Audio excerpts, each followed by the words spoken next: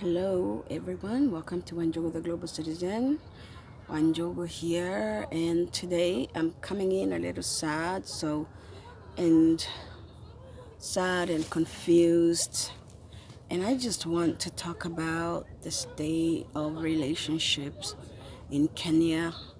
And actually, it's not a new thing. And I just want to talk about the rate at which the femicides are being reported. And by the femicides, I am talking about the brutal murdering of women by their relations, by their partners, and also the response they're getting from people.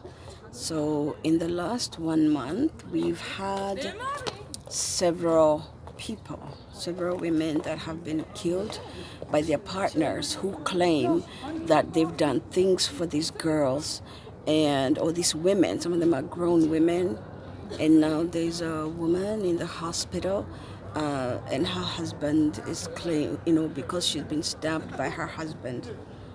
And first, my message is to the women. I am going to say this. I am not a psychiatrist, psychologist, but I've studied some of the cycles of abuse. I've studied the cycle of abuse, and um, and I just want to tell you something. Women, I need you to absolutely and unequivocally understand you are absolutely not responsible for somebody else's behavior.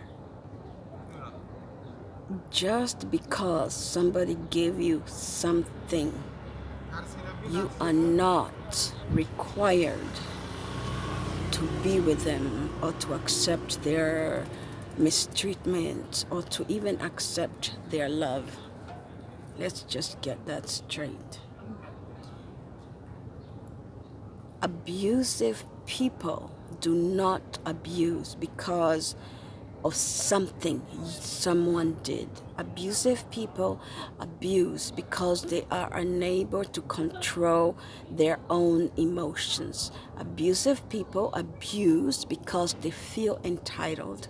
Abusive people abuse because within them they have a rage. Somebody who will go as far as murdering another. This person has now gone beyond even being abusive and is a sociopath. You as a woman are not responsible for changing a sociopath. I don't care what this sociopath has done for you. I don't care how deep their love is for you. You are not responsible to reform a sociopath. That is the work of their psychiatrist, psychologist, or jail. Also, nobody wakes up and just kills a person. Nobody wakes up and just stabs a person. There is a system and a solution and a formula to abuse. They start by demeaning you. They start by calling you names. They start by alienating you from your family. They start by making you feel small. They start by scaring you, shouting. They start by breaking things. And the more you tolerate, the more they they add on. They start off by seeing how much can really, if you're the kind of person who can be abused, because not everybody can be abused. Abusers in other ways groom their partners to be abused, and abusers or murderers or whatever, these people who end up hurting their partners are not horrible people all the time. Otherwise, you would end up leaving them right away. So they will hurt you, then they will come and pray and cry, and for a little while they will play happy, and like you are the best thing that ever happened to them. It's called the honeymoon phase. They will apologize and cry and promise never to do it again, but sure enough they will do it again. And this is not your responsibility. If you have a person who is verbally abusing you, who is mentally abusing you, who is controlling, telling you what to eat, what to wear, who is telling you who to hang around, these are abusive tendencies. And the other part that women need to know is you are responsible for your own safety. What I mean by that is you don't need, if somebody is treating you wrong, report them. Tell your parents, tell somebody who can do something about it. Report them to the police. Don't wait until it gets to the point where their rage is so strong and they are so courageous that they can do anything to you. No relationship is worth that much. And let me say again one more time, there is nothing you can say, do, take from someone that allows them to take life from you. That is a criminal. That's a criminal mentality. Those people who kill people for any reason whatsoever are sociopaths. And if you're a man or a parent of a young man, I don't know how this has come to me. To for sure, abuse and the killing of women by their spouses is nothing new, but it seems it's reached a new level of neurosis now, where people are claiming that they're killing their partners for physical things, for money.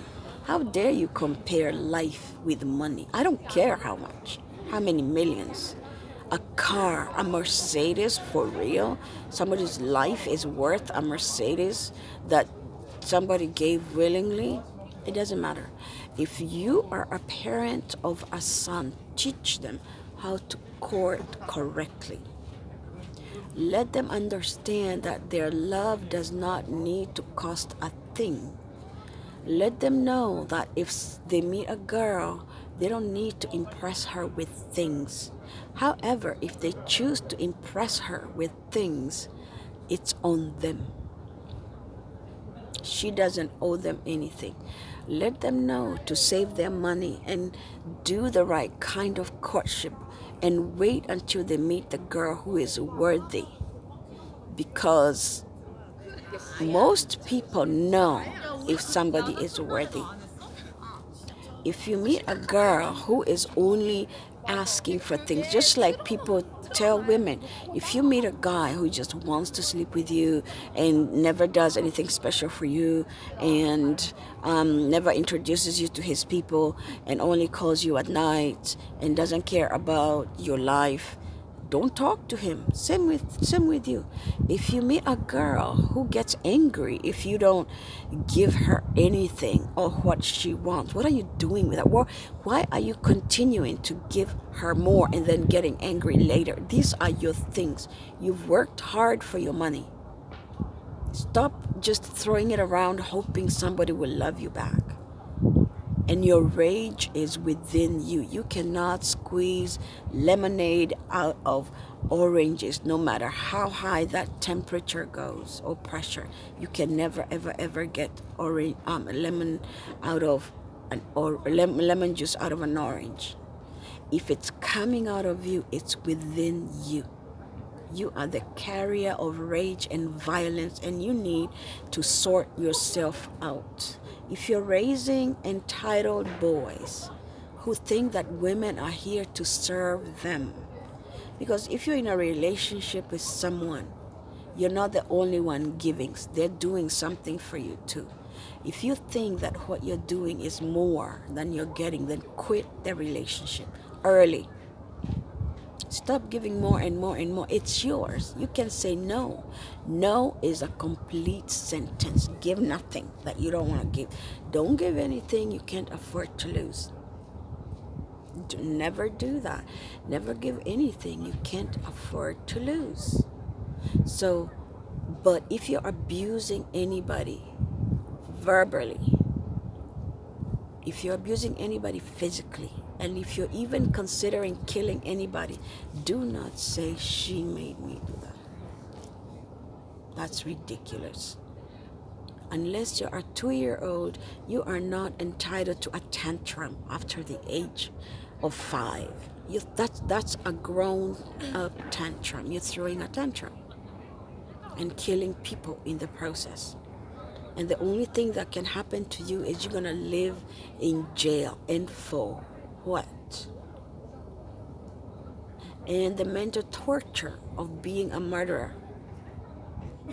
So it's just irritating. It's beyond irritating. It's inhuman.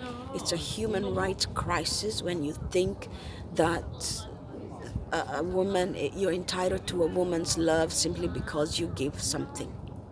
Or anybody's love. Even women are not entitled to anything. Nobody is entitled to anybody's love, let alone if you give. Even you don't give, nobody is entitled to anybody's love, period.